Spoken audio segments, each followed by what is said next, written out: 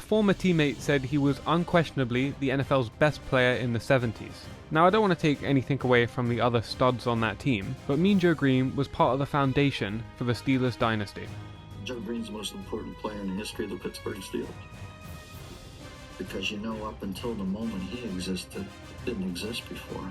The Steelers were founded in 1933. By 1969, they had 7 winning seasons, and just 1 playoff appearance, which they lost. 36 years of pain. The fans had a mantra, SOS, same old Steelers. They just always found a way to lose. They were that bad. But in 1969, things began to change. First, they hired Chuck Noll as their head coach. He started a change in culture. During one of his first meetings, he spoke to the team and he said, "Look, we're here to win a Super Bowl." And that got a few laughs, understandably, given how bad the Steelers were historically. But that attitude was not going to be tolerated, and those players that laughed were cut. But even more important than that was who the Steelers would draft over the coming years. And they started off with a bang. With the 4th pick in the 1969 draft, the Steelers selected Charles Edward Greene, better known as Mean Joe Greene. By the way, if you're new here, welcome. This is NFL Unveiled, and if you like old school football, you're in the right place, because that's all we talk about, and we upload every Saturday at 1 PM Eastern. The 1968 All-American from North Texas State University would go on to be one of the greatest defensive tackles in NFL history, on one of the greatest dynasties in NFL history, if not the greatest. But Mean Joe Greene was not thrilled about becoming a Steeler.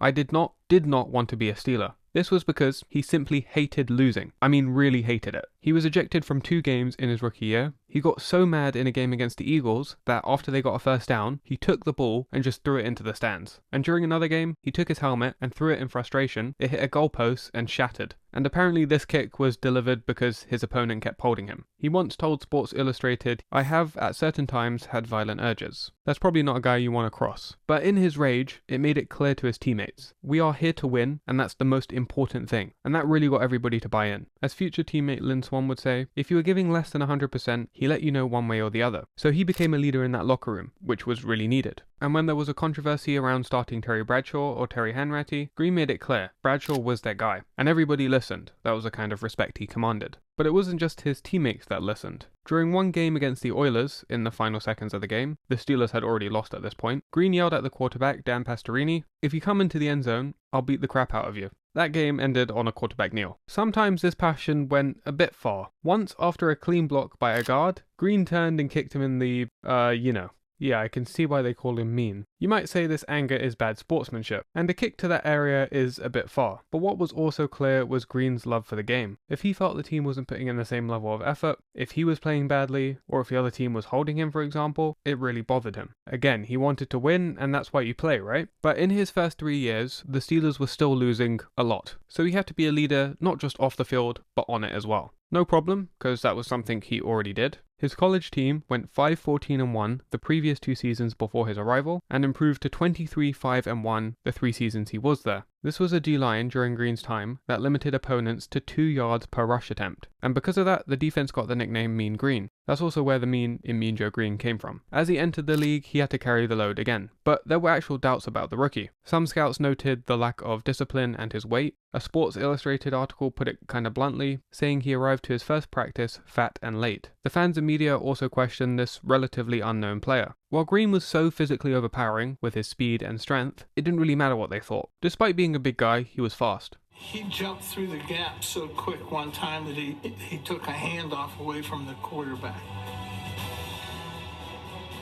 Never saw it before, haven't seen it since. And for strength, I think the only clip you really need for proof is this right here. I'd argue the most powerful runner in NFL history, Earl Campbell, gets tackled by Mean Joe Greene and he makes it look effortless, like Earl Campbell is just any other running back. So even when the Steelers reeked, Greene did not. He earned Defensive Rookie of the Year and his first Pro Bowl selection on a 1-13 Steelers team. He helped steer the ship by changing the culture and, being one of the best defensive tackles ever. His mindset was play hard and obsess over winning, and that definitely got picked up by his teammates. In 1972, the Steelers were on the cusp of making their first playoff appearance in 32 years, but they needed to win their final 2 games. Against the Oilers, Greene finished with 5 sacks and a fumble recovery, and then in the final game, he had 4 straight sacks. He'd win his first of 2 Defensive Player of the Year awards, and finished with a career high of 11 sacks in 14 games. The Steelers had arrived, and they would make the playoffs for the next 8 years. One of the most impactful events to occur during the 1974 season, so a couple years later, was Greene's development of a new technique called the Stunt 4-3. And what that meant was, he lined up between the guard and the center at an angle, and that often forced the double team and threw off blocking blocking assignments. I mean, even with a double team, he could cause havoc, but what it really showed was that Greene truly just wanted to win. Because he'd often have two people blocking him, it would leave his teammates open to get to the quarterback. It didn't matter to him that he was sacrificing individual stats, as long as it meant they would win. And from there, with further additions from the draft, that would be finished off by 1974, it would take off quickly for the Steelers. But it was about to be without Greene.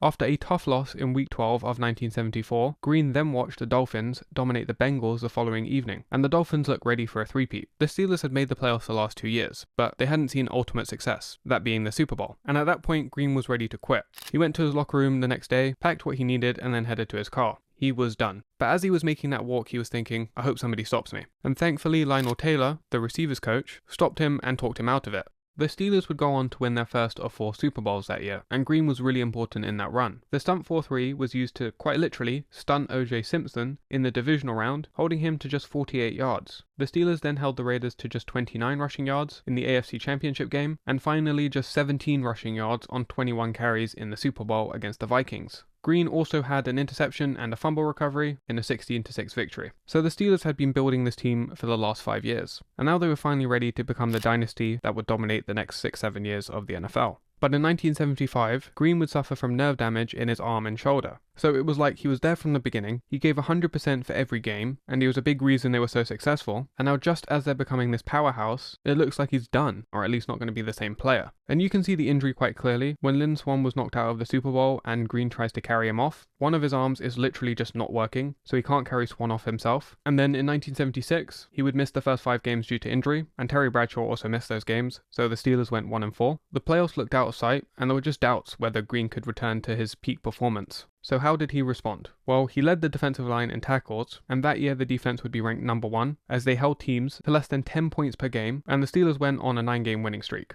Even though they lost to the Raiders in the AFC Championship game, Greene proved he still had it. He was selected to 4 more Pro Bowls after his injury, and got an All-Pro nod in 1977. He also finished his career playing 181 of 190 regular season games. So, what injury, right? Not to mention the Steelers won 3 of their 4 Super Bowls with Mean Joe's injury. But Mean Joe wasn't always mean. The mean moniker wouldn't come till college. At high school, he was actually bullied. He was 6'3" and a few hundred pounds, so I'm surprised anyone would touch him. After one of his bullies stole $5 that his mum gave to him, Greene walloped him, and from there, he was good. Nobody touched him. But he always had a softer side to him that wasn't apparent if you just watched him play football. The general public would finally get to see that side in the iconic 1979 Coke commercial. Because of copyright, I couldn't put the clip in here, so I'm going to do my best to explain what happens, but you're better off watching it because I can't do the commercial justice. It starts with Mean Joe Greene hobbling through the tunnel as a young boy offers him a Coke. Initially, Greene refuses, but after a push, he accepts. The Coke visibly lifts his spirits, and before the kid walks off, Greene tosses him his jersey. And in that moment, his image changed. Mean Joe was no longer that mean. Joe, what's that red arm mean? That's a little kid game in San Diego. Said it's gonna take us to the Super Bowl. I got a word, he say that.